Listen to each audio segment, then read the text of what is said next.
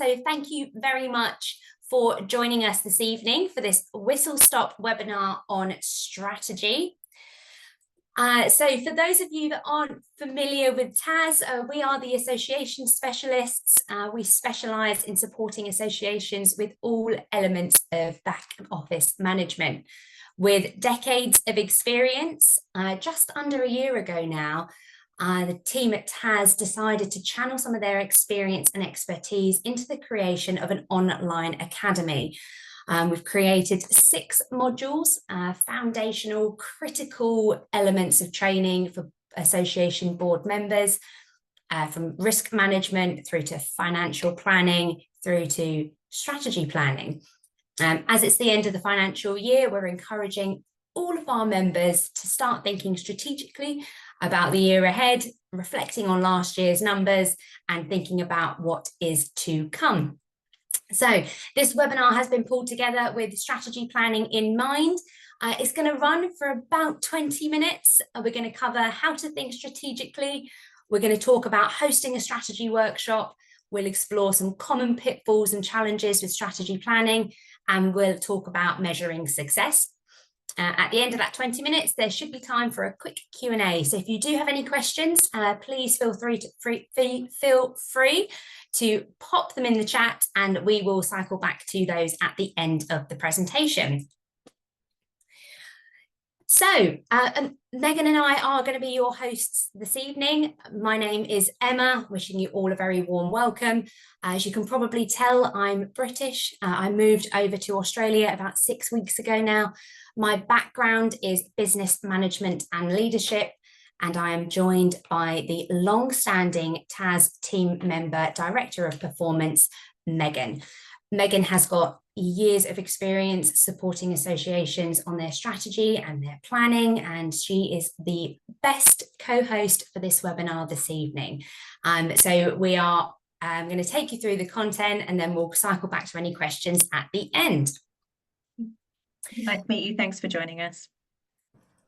So we are going to start this evening with a short story. The story is called Strategy versus Tactics. In a Stanford class on entrepreneurship, the professor breaks into the room and divides his class into teams. Each team is given a $5 bill in funding and a 2-hour window in which to convert that $5 into as much money as possible. Each team is then given a 3-minute presentation slot to present to the rest of the class at the end of the exercise on their achievements.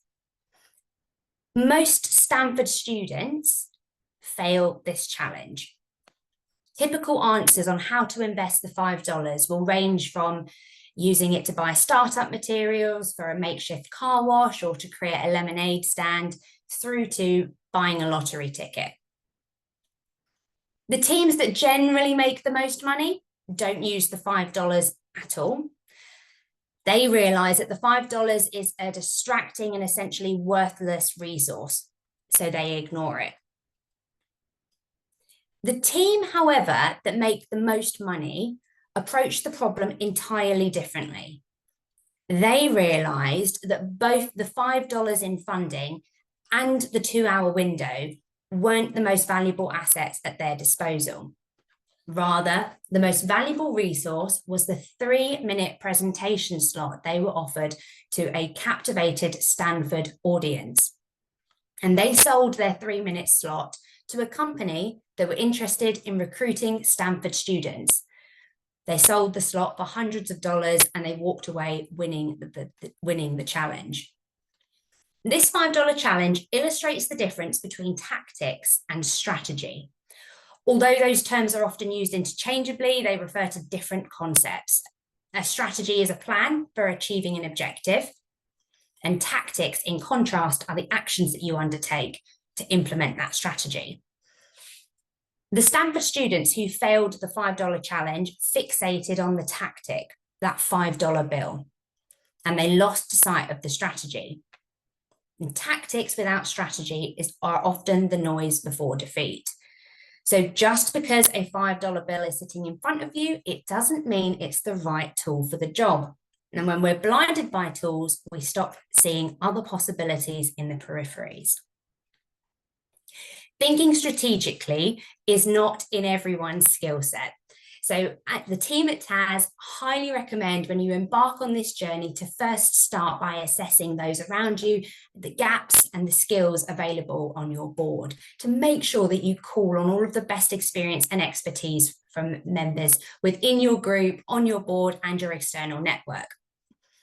The TAS Online Academy for about strategic planning outlines 4 parameters to help getting you started and in the right place for thinking about your strategy, which is essentially 4 key questions, starting with, where are you now? Completing a simple SWOT analysis, pestle analysis, combined with robust competitor analysis, combined also with your association financials, are a fantastic way of assessing the position of your association, what the potential weaknesses are, the opportunities for growth and expansion, and any market threats that might be looming. Question number 2, which gathered a bit of interest actually in some of the pre-submitted questions, so thank you for those. Question number 2 is, where are you going? So essentially, what is your why? Having a clear mission, a good articulated vision, and overall high-level objectives for your association all come into play here. Megan, I know just before we started, you wanted to make a couple of points here. Did you want to chip in with some extra commentary? I did, thank you. For some organisations that we work with, or for some organisations full stop, they may have been around for many, many, many years, and the whole reason why they were established in the first place may have significantly changed. As an example, we work with an association that was established initially to advocate for better coverage for insurance for their industry. That issue was resolved, and then they had to sit down as a group and then work out what their new why was going to be. So for some organisations, the whole start of the process is going to be sitting down and working out, is our vision and our mission correct and reflective of what we are and what we want to be into the future, as the first step as part of their strategic planning workshop. Thanks, Megan. And so question number 3 is, how are you going to get there? So having your mission, your vision, your strategy, without having any action plans or details to underpin those big visions. A strategy without a plan is just a wish list, as they say. So making sure that you have got a mechanism in place for implementing some of your great ideas and vision. And question number 4 is, how do you know when you have arrived? So throughout this process, we'd strongly encourage you to think about what indicators are available to you that might indicate success or the need for course correcting. We'll talk a little bit about this later, but having some key metrics clearly outlined that support your personal association strategy will help you not only in reviewing and course correcting and staying agile and responsive to market changes, but it will also help you with the communication of your strategy. The clearer your strategy, the more compelling your story for your association, the easier it should be for you to grow your members, recruit more people, secure more funding, all those fantastic things that come with having that clear vision and mission. So once you've done some of the groundwork, and there is a fair bit of that we'd recommend, and we're going to talk about that a little bit more now. One of a fantastic step that we would recommend you consider to start pulling all of those sort of research and due diligence documents to life would be to host a strategy planning workshop. But preparation is absolutely key. So before you stick it in the diary for tomorrow, there's more homework. Megan, I know you're really big on supporting associations at TAS with getting ready for a workshop like one that we're referring to right now. Did you want to just take us through what steps you'd be recommending people take before they get in the room or get on a Zoom call to start hashing out a strategy? Absolutely. As the slide says, preparation is really key. That is engaging with some of your stakeholders, and they may be people that that you didn't initially think of. So your stakeholders are not just going to be your members, but they may be your partners, they may be your sponsors, they may be other organizations in the similar industry. And it's a really good opportunity to have a conversation with them, and talk to them about the things that you're doing really well. So talk to them about the things that they think you're not doing really well. And really engaging to make sure that you've got all of the views in the room, or all of the information to take into the room with you when you're starting to plan for your strategic workshop. The SWOT analysis is a really useful tool, because you can also use that to inform the session. And I quite often like looking at 5 nice big questions to ask. That can be questions from your board, from your stakeholders. And those questions that I like anyway are, what do we do well? What don't we do well? What aren't we doing that we should be doing? What are we doing that we shouldn't be doing? Because that means we're putting a whole bunch of energy into something that's not really of need or value for our members, and we should probably move that energy somewhere else. And the last one, which we've kind of already covered, is that what's our why? Why are we here? What are we doing this for? And what do we want to achieve? Amazing. And the more papers and sort of homework you can pull together in advance, hopefully the more informed your attendees will be at a workshop like this. Your objective is to get as much out of those people as possible. So making sure that you invite the right people, give them enough time to get a session like this in the diary, and not only having the right attendees in the room, but making sure that as leaders of an association, you are clearly defining sort of why people have been invited, and making sure that you're assigning the right people the right roles, such as having a really strong facilitator for the day. Megan, I know you are really sort of passionate when we've spoken about this before, and having a really robust agenda that's pre-agreed in advance, and having a strong facilitator to make sure that you stay on point and you cover off all of those objectives throughout the allotted time. And equally making sure that you've got somebody that's fantastic at minute taking, so that it frees you up throughout the day to be creative and think strategically and focus on having your big, hairy, audacious goal. And at the end of the workshop, all of those creative ideas and suggestions aren't going to be lost because they haven't been recorded. So if you've got a strong facilitator and you've got your minute taker, that should free up your ability during this type of session to focus on the strategy for the association, and make sure that by the end of the day that you've got some smart objectives that underpin that big, hairy, audacious goal, your BHAG. That agenda piece is important, and is a really good way to outline what it is that you want to achieve from each of the sections of your strategic workshop.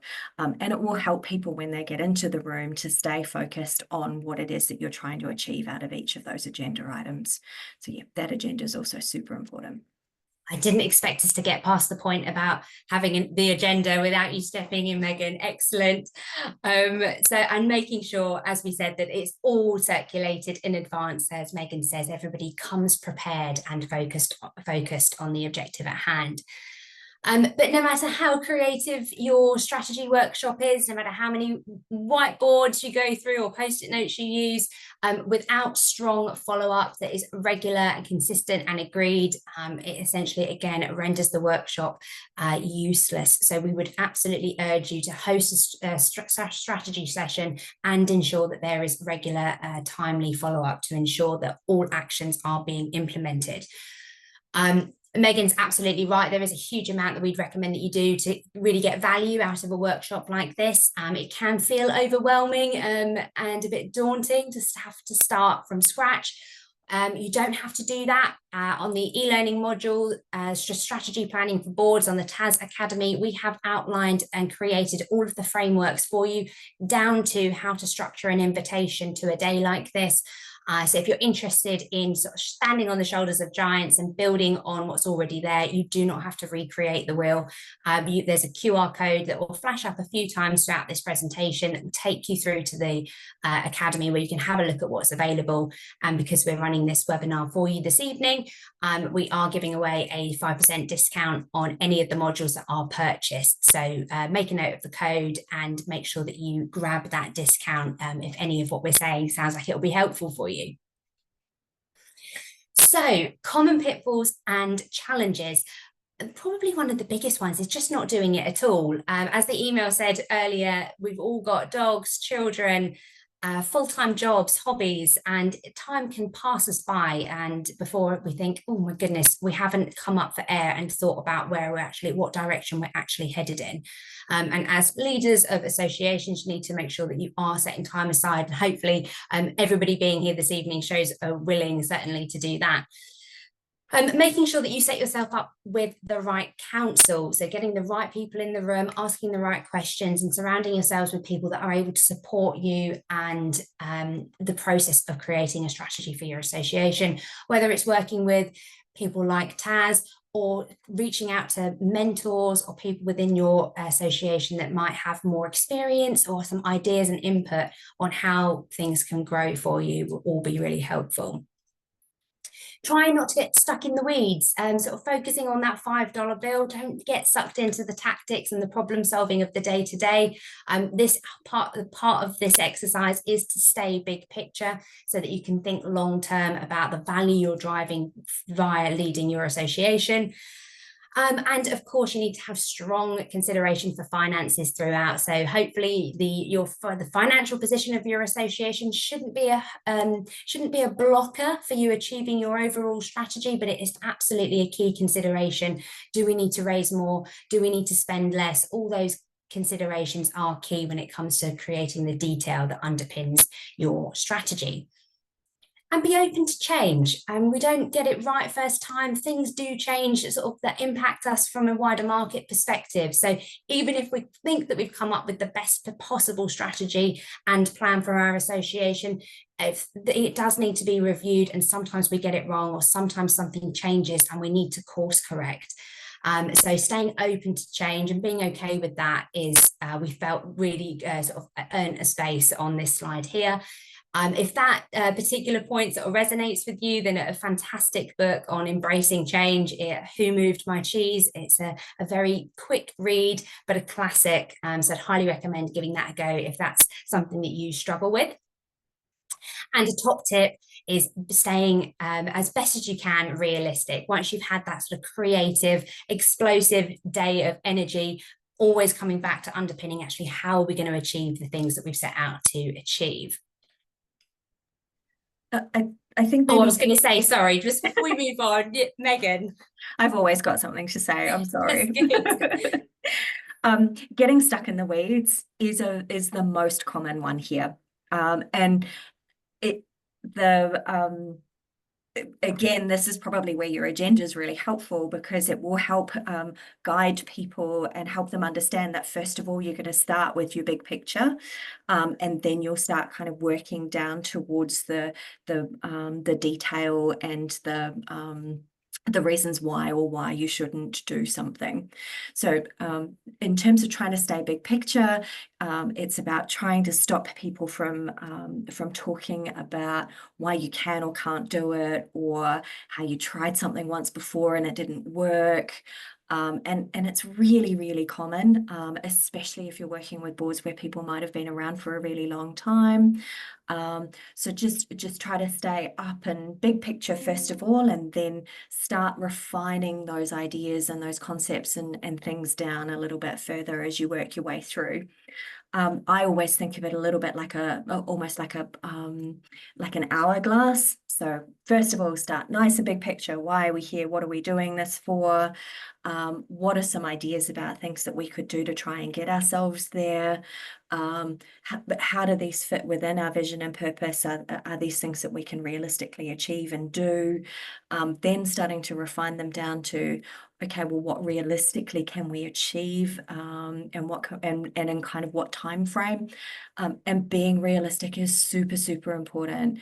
We all want to do the very best. We all want to get it done in a year, but we have to be realistic and know that we're just not going to be able to do it all. But it doesn't mean we need to lose it. We can just put it on our plan for a couple of years' time, and focus on 2 or 3 or 5 kind of key things that you want to achieve over the next 12, 24, whatever the next one is, months time. What was the other thing I wanted to talk about? That not doing it all is the hardest thing, to try and be realistic about what it is that you really want to do. And the comment about budget, and sometimes if there's something that you think is going to be a real mover of the dial, you can start looking at your budget and start looking at alternative ways to be able to fund it. So it may be you've got a super big, fantastic idea, but there's some other things that you're going to need to do to build a revenue stream to be able to do that activity. And I think that's where that trying to stay big picture and not getting fixated on your $5 helps you to think a little bit more creatively about what you can and can't achieve.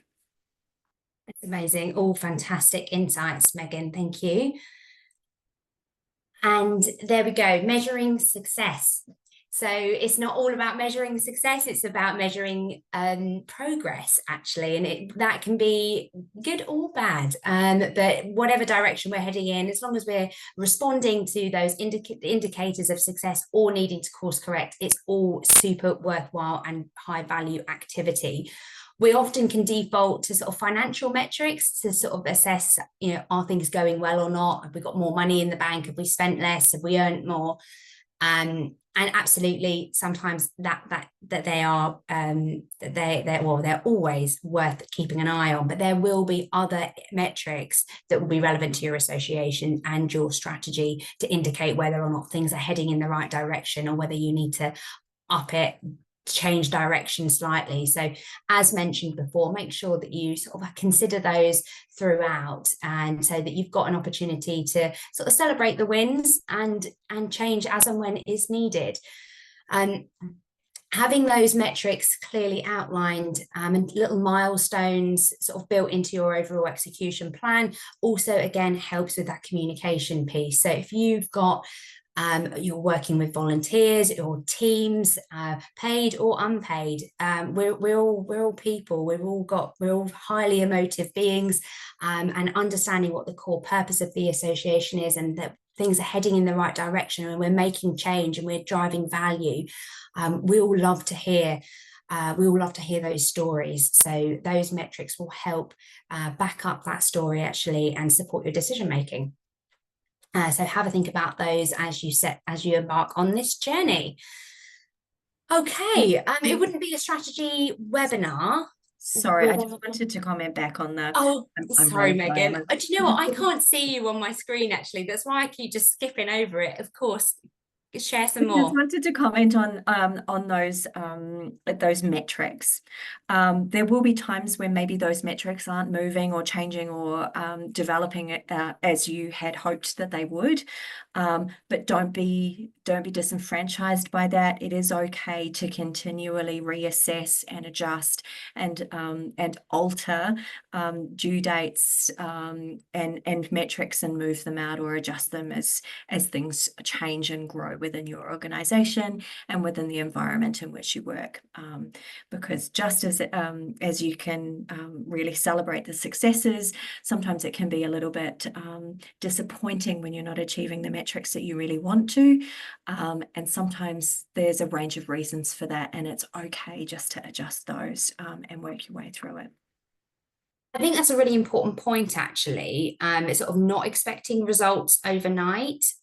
Sort of the strategies aren't sort of short-term tiny plans that can be completed within a tiny time frame. They are sort of longer-term directional plans. So you must, definitely allow yourself and the association enough time, as Megan says, to sort of try and work through whatever it is that you're focusing on, and give it time. It can often, Megan, I don't know, in your experience, things take a bit longer than we sometimes expect, but not to be disheartened. Would you agree with that? Absolutely. And there's often a range of reasons for that. The environment may change, the availability of volunteers may change, a project or a tactic that you were looking to implement takes longer to set up than you expected, or the whole progress the whole focus may completely change as well. And probably a perfect example of that is during COVID. We had lots of organisations that we were talking about moving to online activities, moving to webinars and things like that as a delivery of services to their members. And for lots of our associations prior to COVID, they were like, oh yeah, that's fine. That's something that would be really good. We might look at that in 2 or 3 years. So it was not a focus, and they were focusing on in different areas like policy development or something like that. Then wham, there was COVID, and all of a sudden, all that policy development went out the window, and webinars were the thing. So it is really common that that can change, and that's where that agility comes in. Amazing. Okay, as I was saying, it wouldn't be a strategy webinar without an action plan or some action points. So some key takeaways from today are to make sure that your finances are up to date for your association. Some of you will be hot on the numbers, others perhaps not so much, but it's a great time of year to just sort of stick your head up and think, right, let's get on top of that. Consider getting a workshop date in the diary for strategy and start moving that forwards. Obviously, there's a lot of prep to do in advance, so make sure that you give yourself enough time in advance of that date. Consider completing a SWOT analysis. That's one of the most sort of fundamental tools. Ask other board members to complete the SWOT analysis as well. It'll be so interesting to exchange your documents to see what other perspectives other people have. And make sure that you invest in your education. So don't just expect to be an expert at this overnight. Buy some books, do some reading, invest in the academy module, strategic planning for boards, or take a mentor out for a coffee, whatever you can do, and sort of with whatever it is within your grasp to help and support you with this process. Have a think about that in advance as well.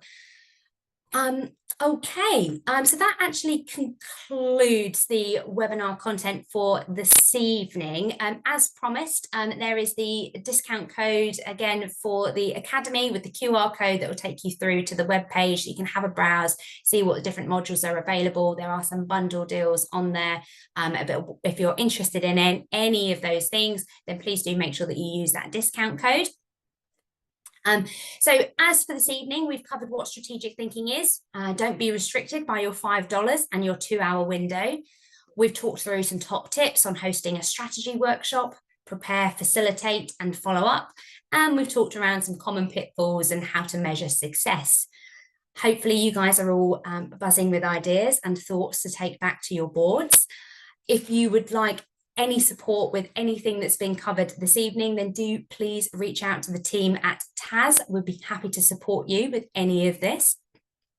That now brings our presentation to a close. So we'd love to take some questions. If anybody would like to pop them in the chat, then Megan and I will field those. And we do have a few pre-submitted questions as well, which we can work through. Should we start with those, Megan? Yeah, let's give it a go while everybody has a chance to think. With just a note on the e-learning academy modules, they've all been designed for you to try and fit them in around your lives, because we know what it's like to try and balance managing an association, managing a life, etc., etc. So each of these modules has been designed to be between maybe 30 minutes and just over an hour. So they're not a really, really intense thing to try and have to make lots of space in your life for. So just as a note. Yeah, no, that's a great point, actually. And there's loads of downloadable tools as well. So they're not just sort of courses for you to work through. There's loads of great takeaways that you can download and actually implement or apply in your association, which I think is where a lot of value sits as well.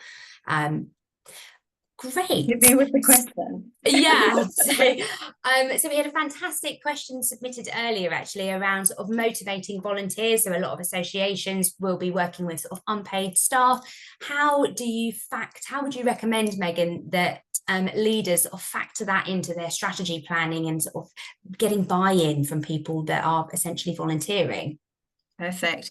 That is a super question. And your unpaid volunteers really are your invisible workforce.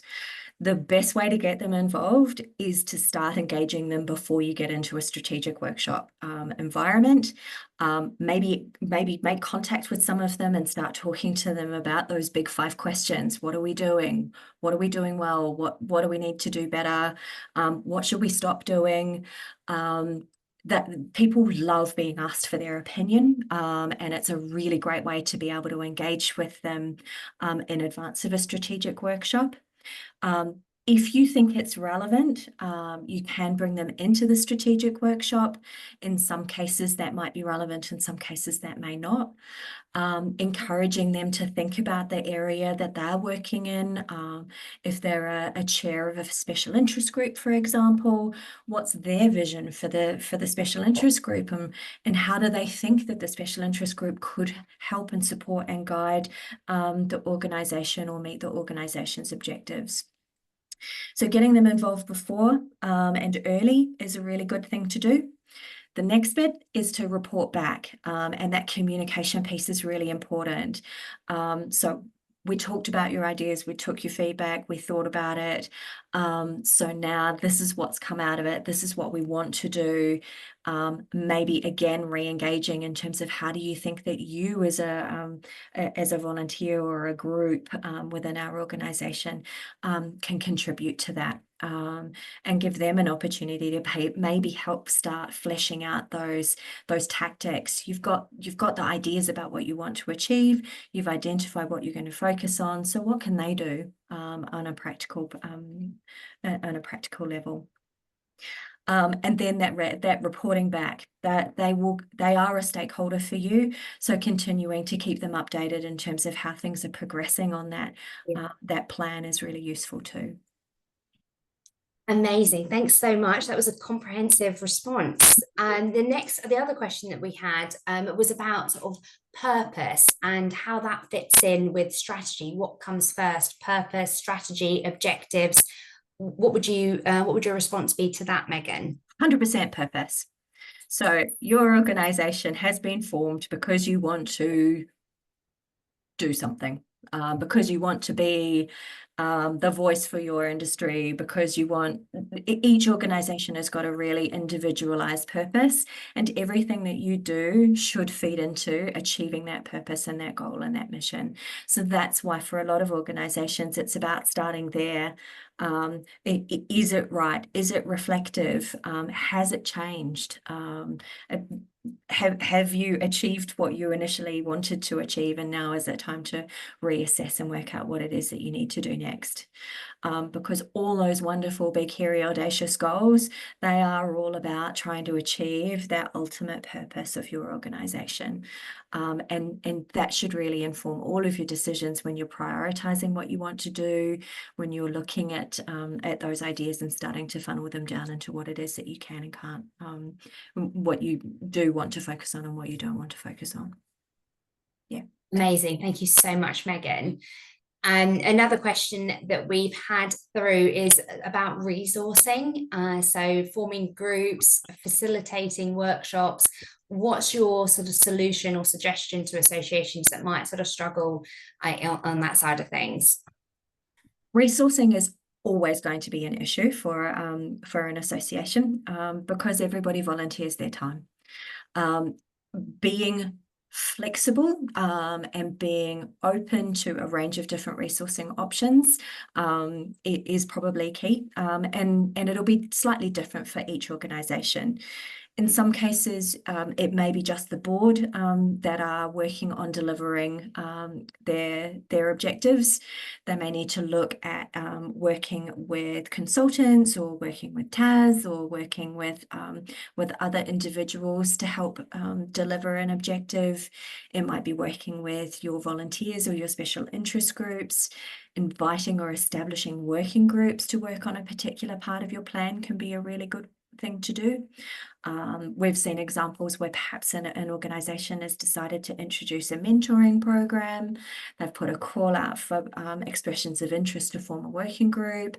That working group worked through the whole process. They worked out how it was going to work. They essentially formed the entire program and then brought it back to the board, who were really focused on delivering other parts of the strategic plan, for the board to kind of look over and approve. And resourcing, sometimes if it's a really, really, really big, hairy or audacious goal that's going to cost a lot of money potentially, then maybe you push that goal down for a year or so and focus on revenue generation as a primary target for that first 12 months, so that you can then afford to engage with a paid resource like a consultant to be able to deliver that other project. Does that kind of answer the question? Perfectly, actually. Yeah, that was I'm glad we're recording. Amazing. We haven't had any other questions through in the chat, so hopefully we've covered off the pre-submitted questions, so thank you very much for those. If anything springs to mind after the webinar, then you know where we are. Please do get in touch. Anybody that isn't on the Association Specialists mailing list, because you've registered this evening, we'll be contacting you to opt you in, so do keep an eye out for that email. Just before final close, we have had a question through, Megan, so I'll just read it out and see what you think. A lot of our problems are common, I would think. Can TAS facilitate us with client organisations into a round table or to discuss larger issues, stuff like DEI, early career member engagement, and so on?